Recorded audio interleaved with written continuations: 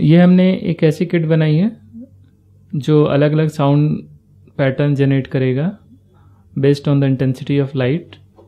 इसके लिए इसमें 2 सेंसर्स लगाए गए हैं। यहाँ पे आप देख सकते हैं एक सेंसर ये है और दूसरा ये है। इन दोनों पे लाइट की इंटेंसिटी अगर वैरी करेगी तो उस कंडीशन में ये अलग अलग साउंड पैटर्न जनरेट करेगा। अभी यहाँ पे काफ़ी अमाउंट में लाइट है तो दोनों पे लाइट काफ़ी ज़्यादा पड़ रही है, तो उस कंडीशन में ये ऑलमोस्ट कोई साउंड प्रोड्यूस नहीं कर रहा है। इसमें लाइट की इंटेंसिटी दोनों पे जैसे वैरी करेगी। इसको हम पहले ऑन करते हैं। यहाँ पे आप देख सकते हैं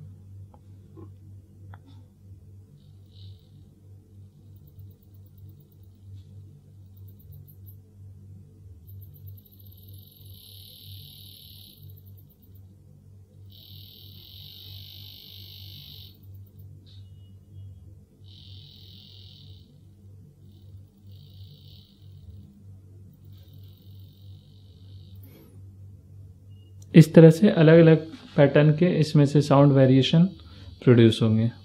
अब हम देखते हैं इस किट को हमें कैसे बनाना है। इसको बनाने के लिए आपको हमारी तरफ से सारे कंपोनेंट्स दिए जाएंगे और साथ में एक पीसीबी बोर्ड भी दी जाएगी। यहाँ पे हमने एक सैम्पल पीसीबी रखी है, कंप्लीटेड पीसीबी, और बिल्कुल ऐसा ही मॉडल हमें बनाना है इस पीसीबी पे, और ये सारे कंपोनेंट्स हमें यूज़ करने हैं। यानी इसमें जितने भी कंपोनेंट्स लगे हैं वो सारे हमें इस पे लगाने हैं और उनकी सोल्डिंग करनी है, उनकी टेस्टिंग करनी है। तो इस वीडियो में हम देखेंगे कि ये पूरा प्रोसेस हमारा कैसे कंप्लीट होगा और कैसे हमारी किट कंप्लीट रेडी हो जाएगी। इसके लिए इसको प्रिपेयर करने के लिए आपके पास कुछ टूल्स होने चाहिए, जैसे एक मल्टीमीटर होना चाहिए जिसका यूज हम कर सकते हैं वोल्टेज चेक करने के लिए, कंटिन्यूटी चेक करने के लिए।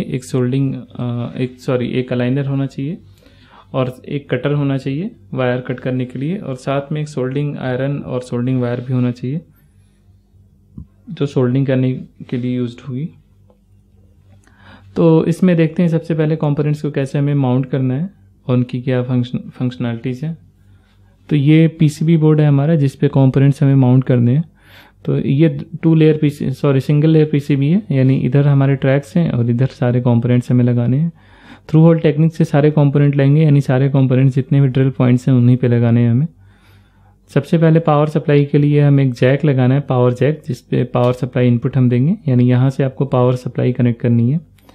इसके बाद यहाँ स्विच लगाना है पावर सप्लाई को ऑन या ऑफ करने के लिए। देन एक ब्रिज रेक्टिफायर लगाना है। रेक्टिफायर का काम होता है पावर सप्लाई को, यानी एसी सप्लाई आ रही है तो उसको डीसी में कन्वर्ट कर देना। उसके बाद कैपेसिटर लगेगा जो पावर सप्लाई को फिल्टर करेगा।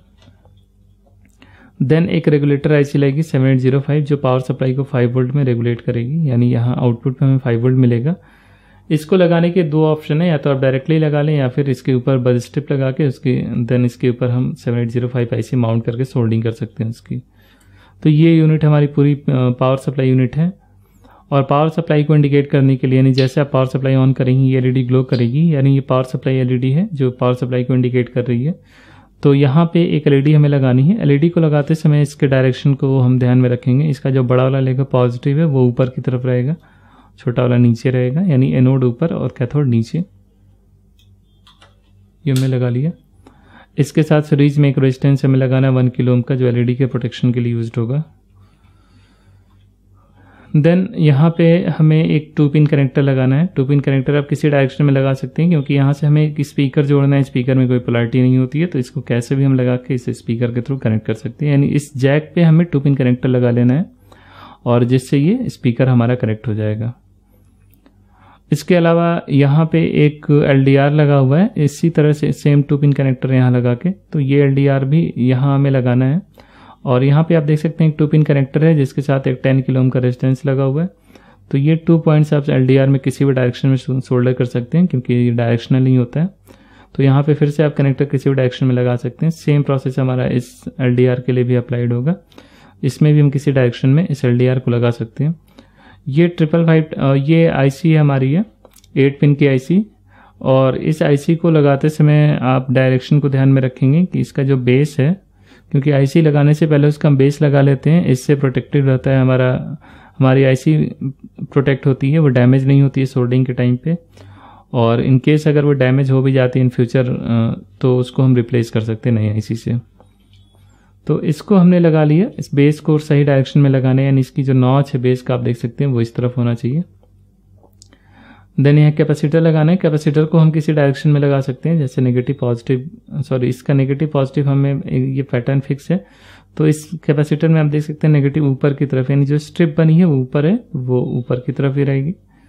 उसके बाद एक यहाँ भी आईसी है, जैसे यहाँ आईसी लगी थी 8 पिन की DIP आईसी, तो इसको भी हमें लगाते समय डायरेक्शन को ध्यान में रखना होगा। इसकी नॉच भी ऊपर होनी चाहिए, इसकी भी नॉच ऊपर होनी चाहिए। और यहाँ पे 2 वायर्स हैं जो जंपर वायर्स हैं। जंपर वायर से आप कोई भी कनेक्टिंग वायर लेके यहाँ पे उसको लगा के सोल्डर कर सकते हैं उससे। तो ये सारे कनेक्शन करने के बाद हम पावर सप्लाई एक बार चेक कर लेंगे अपने बोर्ड की। पावर सप्लाई को चेक करने के लिए मल्टीमीटर को हम 20 वोल्ट की रेंज में रखेंगे, पावर सप्लाई को ऑन करेंगे। ऑन करने के बाद इसके आउटपुट पे हम वोल्टेज चेक करेंगे और ये आउटपुट हमारा 5 वोल्ट आ रहा है, यानी हमारा पावर सप्लाई सही है और इसको हम प्रॉपरली ऑपरेट करा सकते हैं।